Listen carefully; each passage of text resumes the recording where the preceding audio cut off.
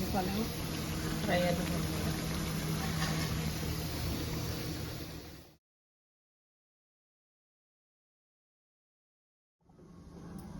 రొయ్యల ఫ్రై, గోంగూర, రొయ్యల పొలం.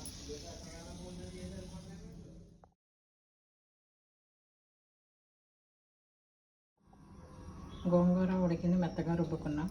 ముందు రొయ్యలు బాగా వేపుకొని అప్పుడు ఆనియన్స్ వేయాలి. అది కూడా బాగా వేగిన తర్వాత ఇది వేసుకోవాలి. వేసుకొని ఉప్పు, కారం, పసుపు, కొంచెం అల్లం వెల్లుల్లి పేస్ట్ వేసి బాగా మగ్గిన తర్వాత కొంచెం వాటర్ పోసి దగ్గర ఉడికాక రొయ్యలు,